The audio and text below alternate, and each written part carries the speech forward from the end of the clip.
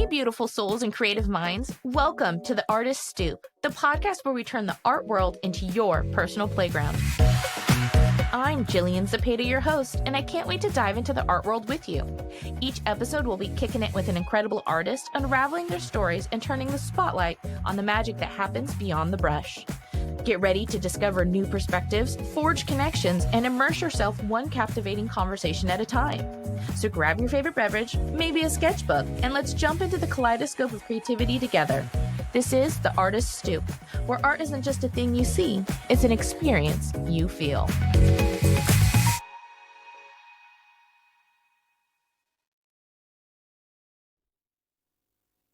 Hello, everyone, and welcome to another episode of the Artist Stoop. Today, we're joined by Josiane Fortin, a self-taught visual artist from Canada. She's my first Canadian artist. Josiane finds freedom in her art using painting as a reprieve from the demands of motherhood, and she's drawn to pour painting for its uncontrollable nature, providing an escape from her need for control. Let's explore her journey into the world of art. So today, welcome, Josiane. Hi, thanks for having me. Yeah, I'm super excited to have you on. Like I said, you're my first Canadian artist, so Awesome. glad we're expanding. And what I like to do is tell our listeners where I know you from. And actually, this is the first time you and I are actually talking like face to face. But you Right. and I both took a webinar course a couple weeks ago, maybe I guess a month ago now, for like art business stuff. And you were in the Facebook group and you're like, I just want to reach out and I need like a podcast to be on. And I went, hey, I'm starting a podcast. and you're like, sign me up. Yes, obviously, like I was jumping right on that opportunity. It was so awesome to meet you through the Facebook group. Yeah. And so it was a course called Becoming from Jessica Sarin. And let's just dive into this real quick. There was some very unique ways and things that activities, that's what I'm looking for, activities that she had us do to look at our art differently, to let go of the starving artist mindset and to find new clients and new collectors. What was your takeaway from maybe some of those activities that we had to do? Well, what I really enjoyed is having to push and find 33 ways that I could market my products. And so that's in that exercise that I found out, well, maybe I could be on a podcast and talk about my art. So that was really fun. And also, I find it very generous of her to like have a drawing at the end for those who participate in all the homework throughout the week. So I think it was really awesome. And it was the second year I was doing the challenge actually, because I always get so much excitement from hearing about other artists, like going out there and doing what they have to do to get to their dreams. Yeah, no, totally agree. And it was a lot. Coming up with those 33 activities, like I think I got to like 5 and then I'm like, okay, I think okay, and then I kind of started getting repetitive based off each of my collection. I was like, I can do this with this collection, this with this collection, and it got repetitive after that point. But getting to 33 things to like, really try and branch out and either find collectors or go where our collectors are. That was a tough little challenge. I think for me, one of my favorite takeaways from that was reaching out to past clients, and asking them, what has my art done for you as the client? Like, what have you gained from it? And I don't know if you did that part or like if you had people that reached back out to you, but that for me, like some of the things that my past collectors have said, like it made me cry because I was like, oh my gosh, my art's actually doing that, so it was just really, as an artist, because you send your art out into the world and if people buy it, great. But then you don't see it again. It's like a kid that goes off to college and you don't see him again for a while. And to hear that it's it's making them happy and it's brought them joy and, other things, it's really fulfilling to hear. Yeah, and then you're so much more confident to charge because it's not just like some random thing that has no value because you enjoy doing it. It has value. It has brought value to another person. And I did do the exercise, but I didn't have a lot of past collectors that I kept in contact with. I do have random people just at fairs that have bought my art. So I wasn't able to reach them out, but I was able to talk to a couple of people about my art.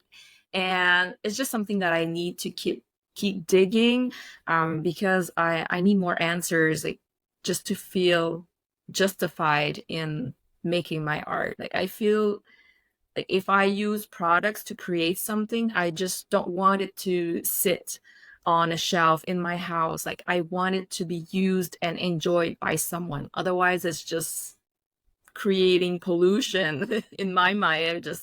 Why would I waste and like, time, energy, and products on something that's not going to bring value to the world? Yeah, no, I totally.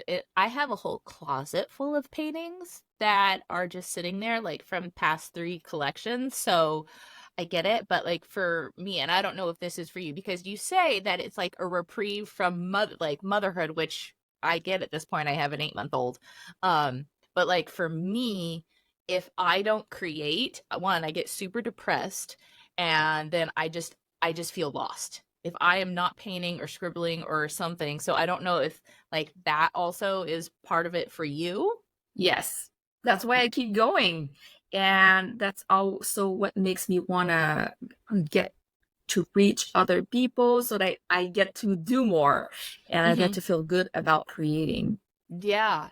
So let's dive into your work. So everyone, Josiane, she does liquid acrylics, and it's you do the pouring. Yeah. Okay. So you have a very unique approach of creating art with cups and the liquid acrylic. Like I watched a couple of your reels and it was really interesting. And I was actually mesmerized by it. It was one of those, like I kept watching the video over and over again. It's like you put it in the cup, all the colors, and then you pour it on top and you flip it and then you lift the cup up. Can you tell us how and why and your whole process with that? Yeah, well, I first started out because I felt like I needed to create art and I just couldn't invest that much time to really be able to paint like faces or things like very real. So I'm like, how could I create something? And I was really drawn to abstract works anyway. And so I found pouring and I thought it was so interesting. So I started experimenting. And right now what I'm doing is I pick 5 colors, more or less 5 colors, but mostly 5 colors that I feel would create contrast. That's the thing with pouring. You don't want to have colors that match too well. Otherwise, you will lose that contrast and will all become brown once you pour. Mm-hmm. So you pick colors that you would not think go together and you layer them in the cup. And very important, afterwards, you put the canvas on top of the cup and then you can flip it. And that's the thing I most enjoy. And then like I really like to film like record a video of when I lift the cup because that's when like the magic happens and everything flows like that on the canvas. And I really enjoy that. And that's the most stressful moment of the painting because you never know like if it's gonna be the disaster or like everything you hoped for. And yeah, that's the exciting and stressful part of pour painting. And at first I started on paper because it's cheaper. And the challenge was the paper was moving. So I tried to play Mm-hmm. with that movement because it would create different creases and waves in the pattern. So, and then I framed them. I do have some behind me. Yeah, I see them. And afterwards, I invested in canvases, and that was fun also. And then I started experimenting with different shapes. So I still have a lot of fun in experimenting with a lot of different things. That's a really, really cool that you do that. Because I love the part in your bio where you said that it's letting, because you can't control it, and you need to be, because everything else in your life you can control. So this is one of those areas where it's like you just have to let it be and let it go and let the magic happen. So it's just like for someone, for myself, who's someone who likes to control a lot of things, I'm very type A. Don't know if everyone can get that, but I am. So being able to like trust that process and be like, okay, once I've done this, whatever's going to be is going to be. Yeah, and that's like freeing for me to be doing that, because we do try to control a lot of things, even though it's an illusion that we can control our lives. And so in my painting, sometimes it's very frustrating. At the beginning, I was ruining a lot of material, and I felt guilty about that. But right now, I'm more in control, even though um, it's still something magical. So you can't really know for sure that it's gonna turn out great. But I did develop some methods. Okay, so if I pour like that, it's less effective, or let me put the cup over there, and so that I can try to get the paint flowing where I want. Yeah, no, a lot of that's a lot of trial and error. And I think every artist goes through that, like when they're, learning a medium or trying to push themselves. And I think it's one of the really good things about being an artist is because obviously we all start out as beginners. We all don't know what we're doing. Half the time we're making it up anyway, even like even as we've like every time that I sit down to paint, like I have an idea, but I have no idea what comes Yeah. out. Like it's not planned. Whatever comes out, and half the time there's a whole bunch of mistakes on there that turn into happy accidents, if I'm Yeah. gonna quote Bob Ross. Um so that's just the whole part of creating, and I think that's the beautiful part about creating. Yeah. Always a surprise in the end. Yeah.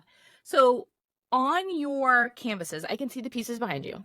So you do different shapes, and they're all very organic shapes. How do you come up with getting first, how do you do that?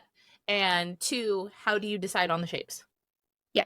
Well, I really like the free flow shapes that I do, because at the end there's always like something, okay, this looks like a wolf, or this looks like a mermaid, and it just happens by accident. And what I do is I need to control the amount of paint that I put on the paper, on the canvas. So in the cup, I know exactly the amount I need to put so that it won't cover the whole space.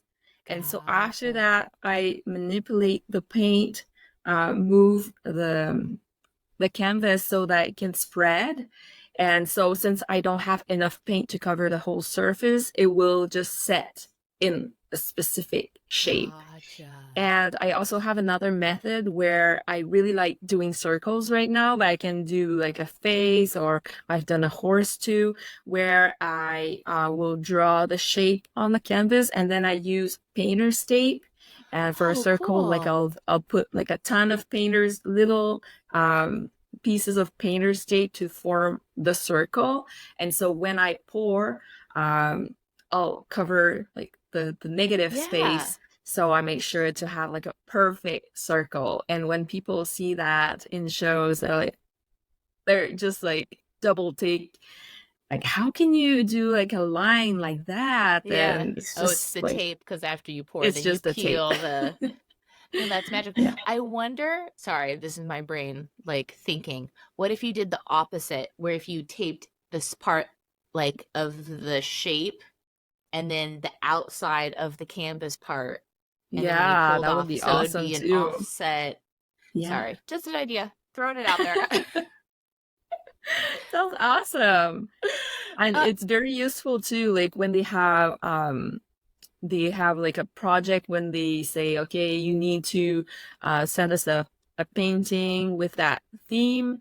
And since I'm doing abstract work, sometimes to fit in the theme, I'll use the shape to be able to better create a link to the theme, so I can send my work to contests and things like that. Oh, like for gallery entries. Yeah.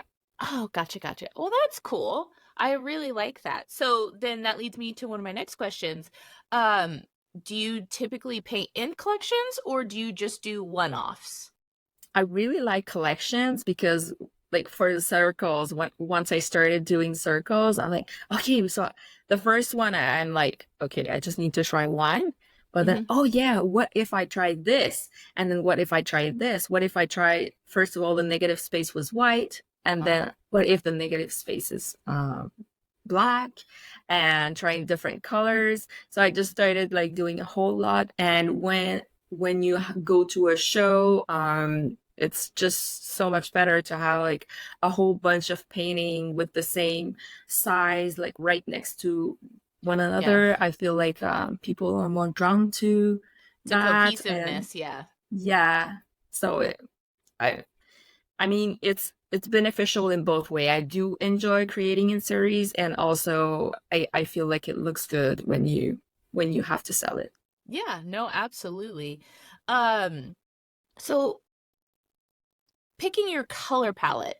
So is there a story or a theme behind when you pick your color palettes? Like, how do you go about deciding? Because you were mentioning that, your colors have to be very specific in order for the pour to actually come out, looking good. Well, I like you said, my shapes are very organic. I do like the natural, wavy kind of shapes. And so I get inspired by nature, blues and greens and browns. Also, like I have two different hats. Sometimes I try to create something that I feel would sell, so more like the browns and beige and things like that. And sometimes I just go crazy and I have like my art for more for a museum type of work. And so I'm trying to branch out in both of these different type of arts because I don't know if people know, it took me so long to realize, but like sometimes you go to a museum and you're like, oh, why did that artist, like, who would buy that? Like, nobody would ever buy that. It's so weird. It's so strange. But then I realized that there is like the art to really like express and more the commercial art. Mm-hmm. So I enjoy doing both. And I'm trying to create both careers. So more commercial where I can create more and just enjoy like creating, and the more like artistic, deep art where it's more like there is a thinking behind it and trying to talk about feminism in my art. That is so true. Like there is definitely two different realms sometimes of art. There is the art that you're like, okay, this is sellable.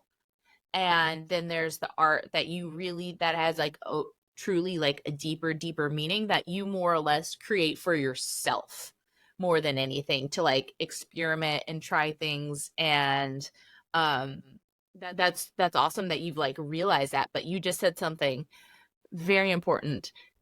So you're trying to make your more creative stuff about feminism. So let's dive into that. I want to hear more about this.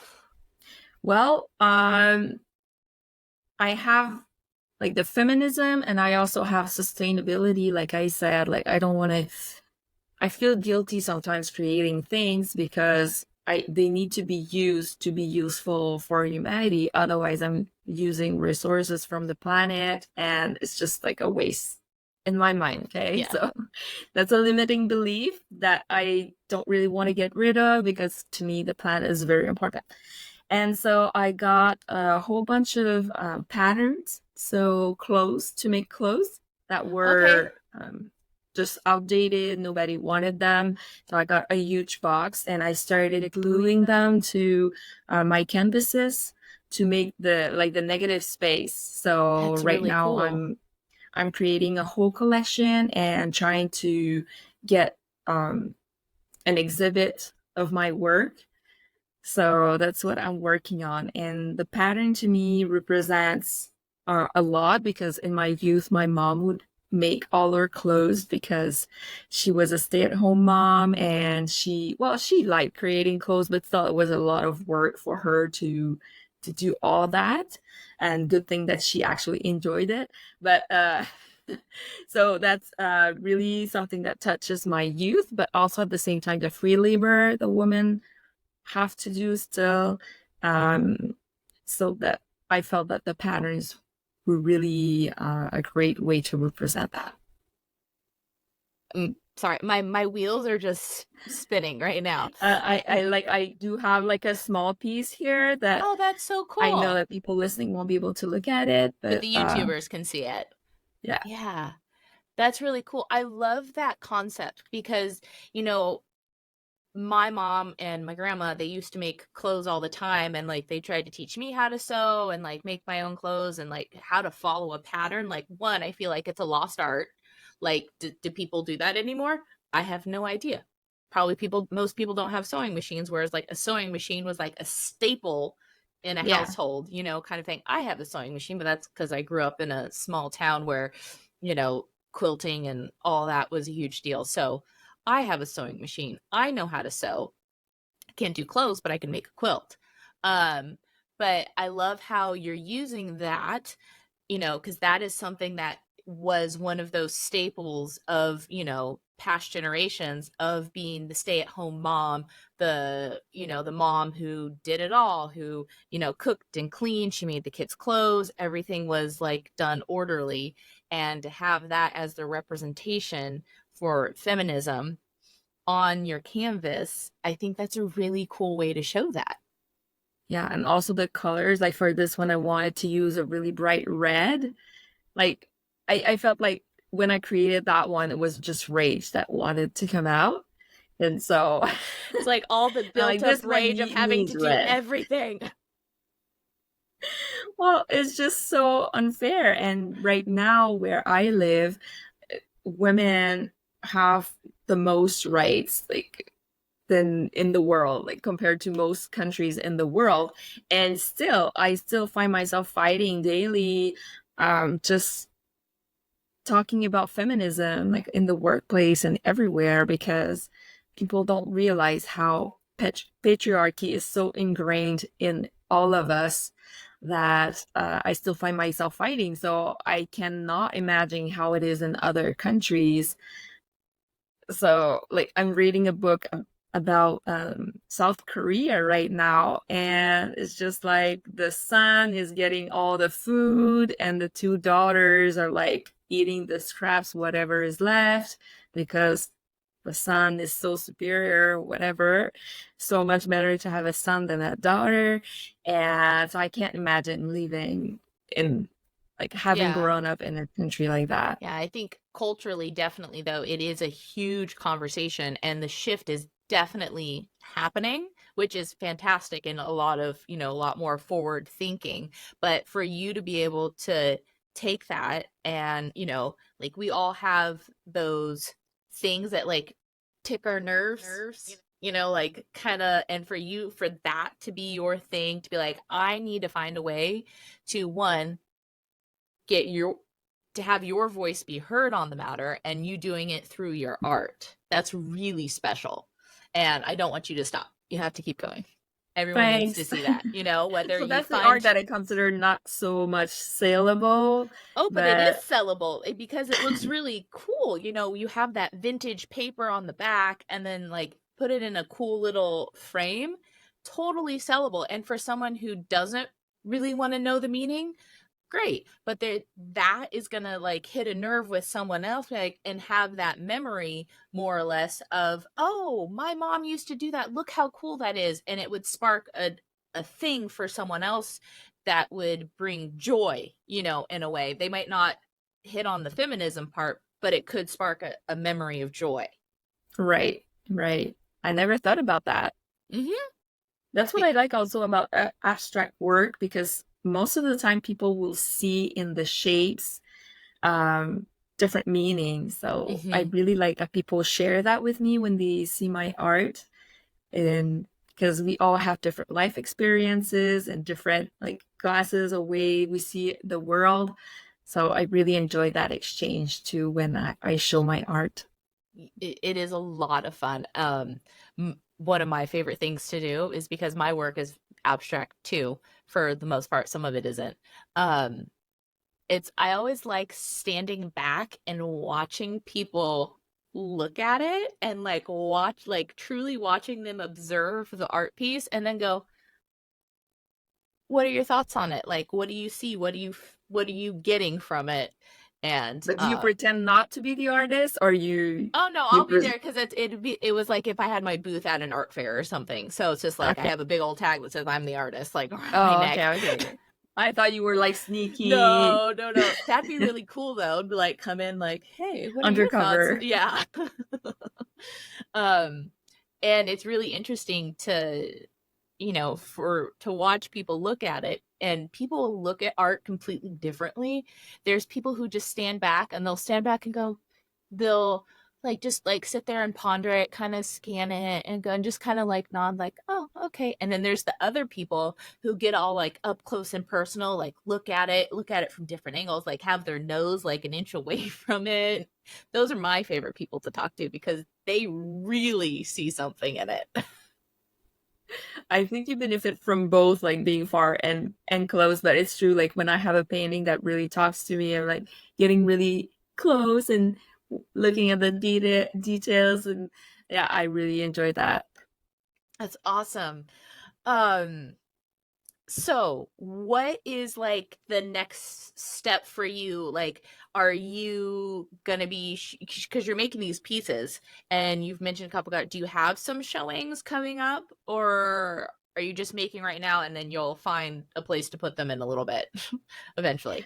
I There is a gallery that exhibit my works right now in Oh, cool. Quebec, in the province of Quebec, and I do have a show coming up this summer, close Oh, to Toronto. So that will okay. be fun.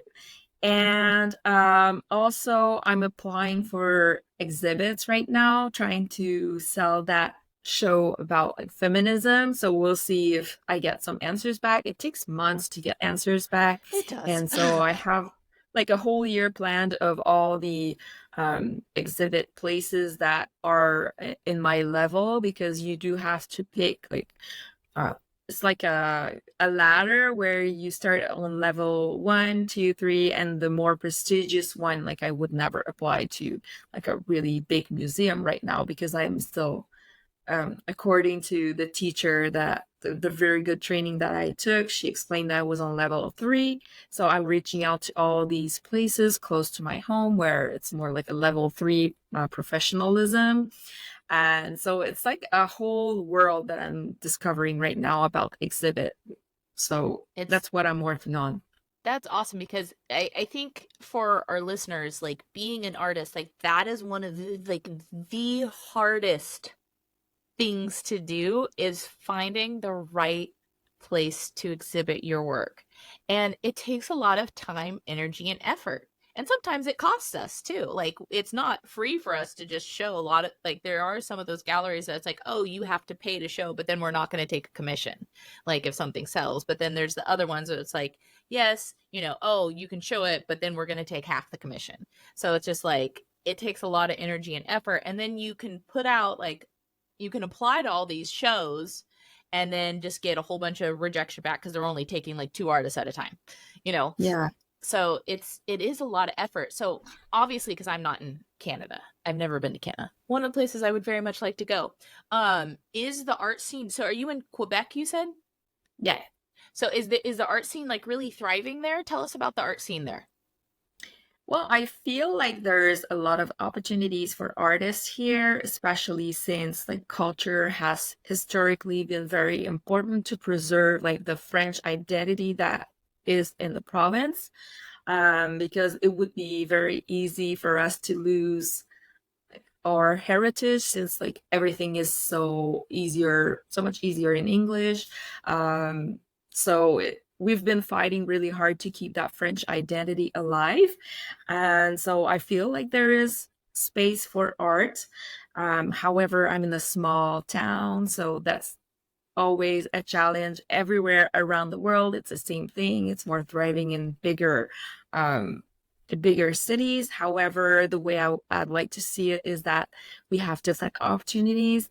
Maybe I get more access to the small spaces where I can get my career started because I'm from the place. They might put my project on top of other people coming from big cities. Yeah. And so I'm trying to see like the positive side of it and working my way up from there. I think that's really important. And it's true because, like, obviously, a lot of us as artists, we have really big goals and aspirations. And, like, I remember someone told me that, you know, your first collectors are always going to be, she explained it in the way that, think of it like a tree. If you are the tree, your limbs that are closest to you are going to be your first collectors. So that's going to be friends, family, like people that you know, like, you know, closely like related, like kind of referral type thing. And then as you start to branch out and your branches get longer, then is when you start like going to the galleries and other places. And then, you know, then your work starts getting more and more out and you get people from other areas and places. Yeah. And in my case, I haven't felt my friends and family being very supportive. I do have my sister who bought a painting, but I've been very lucky. I've been selling to random people that I meet when I do That's shows. awesome. So that was very, very, very touching for me to have people that really have never heard of me just fall in love with something and just grab it like spontaneously. I need to have this painting in my house.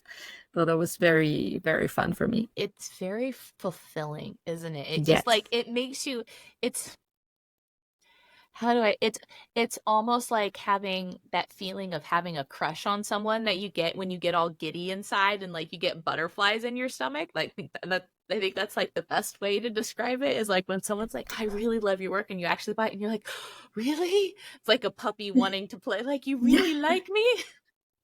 But I feel like we shouldn't be so desperate to have that validation, but it I feels know, so right? good. It does feel So good. like I think that's something I need to work on. Like it does make sense, but at the same time, like I should feel like they have the privilege to have me.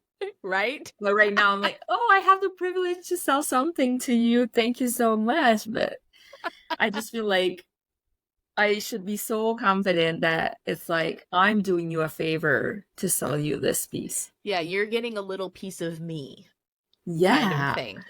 Yeah. Totally love that. That's I yeah. I feel that on so many levels because it's hard, you know, like because as our I think artists, especially us like emerging artists, I think we all have like imposter syndrome, like is Yes. what I'm making okay? Like are people really going to like it? Yes. So just giving that little bit of validation is just like yes, you know, kind of a thing. But yeah, I think most artists, I feel imposter syndrome most every day. And then I'm like, yep, nope, but I deserve to be here. I have a gift. I'm going to share it. So hard. Yeah. Yeah. Well, that's awesome. Well, thank you so much for coming on here today to talk to us about your art and everything. And will you please tell us like where people can find you? Where can people find and buy your work if they wanted to? Yes, they can reach out over on TikTok where they can see all the pouring that I'm doing, like the magic moment where I lift the cup. And they can also find me on Instagram. Awesome. So TikTok and Instagram is where she is at, everyone, and I will make sure to include all of her information in the show notes. So that if you love her work, you can reach out to her. And then I'll also, if you are in Toronto, Quebec, I'll make sure to get those galleries that she's going to be in this summer. So if you're in that area, we can include all that as well. Awesome. Well, thank you Thank so you. much. It was so much fun talking to you. It's so much fun talking to you as well. And thank you for coming on the Artist Stoop.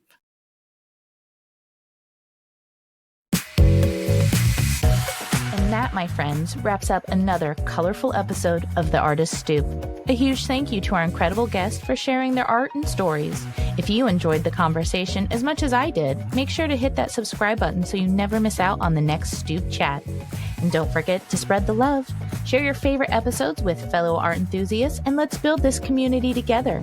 Connect with us on social media at JGuze Studio and Jillian Zepeda Art for behind-the-scene peeks, artist spotlights, and a sneak peek at my own art. Until next time, stay inspired, stay curious, and keep that creative fire burning. This is Jillian Zepeda signing off from the Artist Stoop. And remember, the world is your canvas, so paint it vividly.